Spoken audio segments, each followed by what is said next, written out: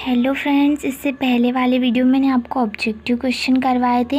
जितना भी अभी तक पढ़े थे उनके सारे ऑब्जेक्टिव करवा दिए। ठीक है, अब हमने पीरियोडिक टेबल पढ़ा था। अब हम पीरियोडिक टेबल में देखेंगे कि मेटल्स कौन से एलिमेंट होते हैं, नॉन मेटल्स कौन से होते हैं और मेटलॉइड कौन से होते हैं। ठीक है, तो फर्स्ट अपन मेटल्स देखेंगे। ठीक है, तो उससे पहले कुछ देखते हैं। पूरे जो यूनिवर्स और पूरे ब्रह्मांड है ना, पूरे ब्रह्मांड में हाइड्रोजन सबसे ज़्यादा पाई जाती है। तो अगर से क्वेश्चन आ गया कि पूरे ब्रह्मांड में, पूरे यूनिवर्स में सबसे ज़्यादा कौन सी गैस पाई जाती है, तो हाइड्रोजन, वो भी कितनी, 74%।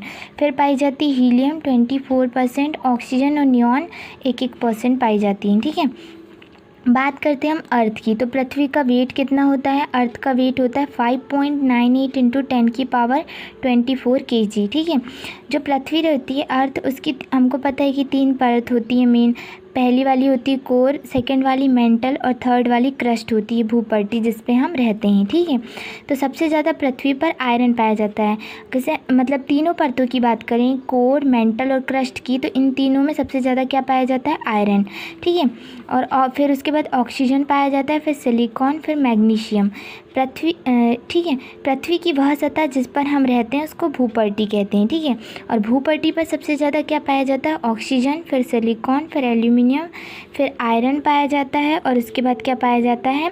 कैल्शियम पाया जाता है, फिर सोडियम, मैग्नीशियम और पोटेशियम। ठीक है, इसको ऐसे भी कोड से याद कर सकते हैं, ओ साई कैसे मांगो पोटैटो। ठीक है, मतलब ओ से हो गया ऑक्सीजन, साई से हो गया सिलिकॉन 28%, फिर एल्यूमिनियम हो गया 8%, फिर आयरन Fe हो गया, फिर कैल्शियम हो गया, सोडियम हो गया, मैग्नीशियम हो गया और पोटेशियम हो गया। ठीक है, तो भूपट्टी में सबसे अधिक पाए जाने वाला तत्व क्या होता है? ऑक्सीजन होता है 46%। और मेंटल, कोर और भूपट्टी तीनों को लें तो सबसे ज़्यादा कौन सा पाया जाता है? आयरन पाया जाता है। भूपट्टी में पाए जाने वाला सबसे अधिक ये क्या है?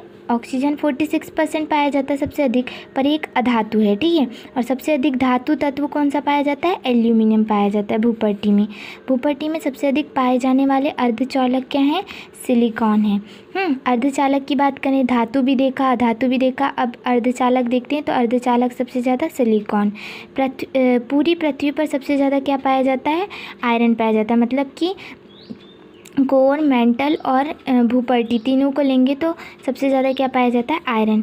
पूरे ब्रह्मांड में सबसे ज़्यादा मात्रा में क्या पाया जाता है? हाइड्रोजन। ठीक है, तो अगर से नॉन मेटल की बात करें तो भूपट्टी पे नॉन मेटल 46% ऑक्सीजन पाई जाती है सबसे ज़्यादा।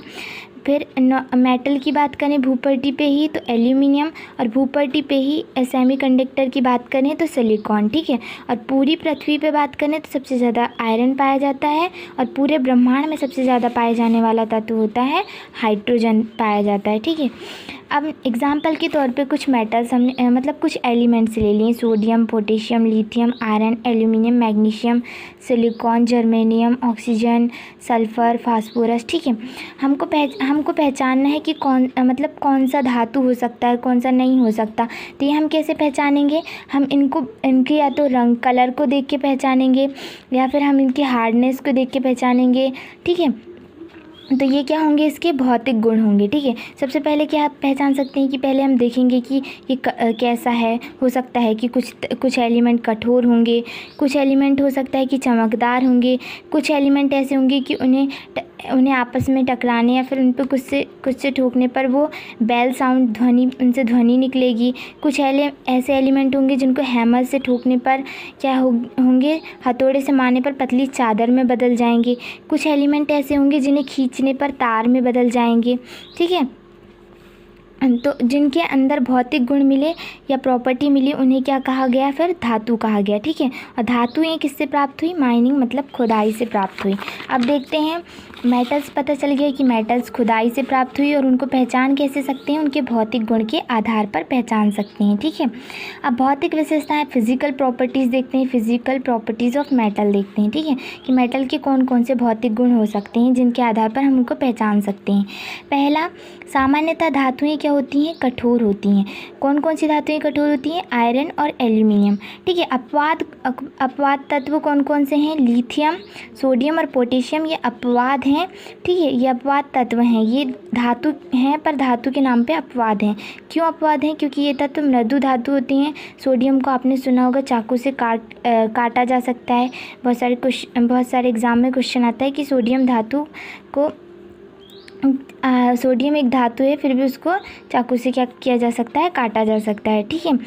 तो ये क्या है? अपवाद हैं धातु के नाम पे। सेकंड पॉइंट, अधिकतर ठोस होते हैं। अधिकतर क्या होती हैं? ठोस होती हैं। केवल एक अपवाद है जो द्रव्य अवस्था में पाई जाती है, वो मरकरी है, ठीक है। मरकरी द्रव्य अवस्था में इसलिए पाई जाती है क्योंकि इसका गलनांक कम होता है। सामान्य जो मतलब रूम टेम्परेचर होता है 25 डिग्री सेल्सियस, पर मरकरी क्या होती है? द्रव्य अवस्था में पाई जाती है। और भी धातुएँ हैं, जैसे सीजियम अगर से रूम टेम्परेचर से थोड़ा सा टेम्परेचर बढ़ा दिया अपन ने 28 डिग्री सेल्सियस, तो सीजियम भी द्रव्य अवस्था में पाई जाती है। और थोड़ा टेम्परेचर बढ़ा दिया 29 डिग्री सेल्सियस, तो गैलियम भी द्रव्य अवस्था में पाई जाती हैं, ठीक है। ये धातुओं के नाम पे क्या है? अपवाद हैं। क्योंकि अधिकतर जो धातुएं क्या होती हैं? वो ठोस होती हैं, ठीक है। पर मरकरी जो होती है, मरकरी, सीजियम और गैलियम, अगर से टेम्परेचर को कमरे के ताप या टेम्परेचर को बढ़ा दें तो क्या हो जाती हैं? द्रव्य अवस्था में पाई जाती हैं। अन्य ठोसों का गलनांक क्या होता है? अधिक होता है। जो अन्य धातुएं जो होती हैं, क्योंकि धातुएं तो ठोस होती हैं, तो उनका क्या होता है? गलनांक अधिक होता है। पर मरकरी, सीजियम और गैलियम का कम होता है, ठीक है। सबसे हल्की धातु लिथियम है, उसका अणुभार 7U है, ठीक है। सबसे सघन या सबसे भारी धातु क्या है? ओशियम। क्वेश्चन आ गया कि सबसे भारी धातु कौन सी है? तो ओशियम है। मेटेलॉइड यानी मेलेबिलिटी, आघातवर्ध होती हैं। धातुएं क्या होती हैं? आघातवर्ध होती हैं, मतलब उनको हथौड़े से, हैमर से मारने पर वो पतली चादर में कन्वर्ट हो जाती हैं, बदल जाती हैं, ठीक है।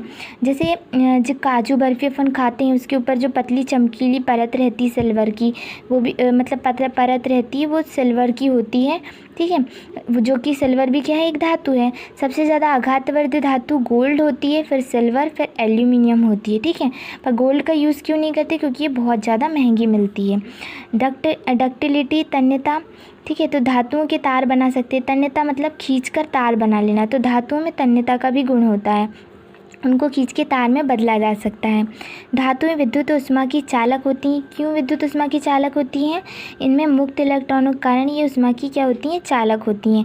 इसलिए धातु के बर्तन, जैसे एल्यूमिनियम के बर्तन खाना पकाने में करते हैं, खाना पकाने में यूज़ करते हैं, क्योंकि उनमें से आसानी से ऊष्मा संचरित हो जाती है। मुक्त इलेक्ट्रॉन कैसे होते हैं?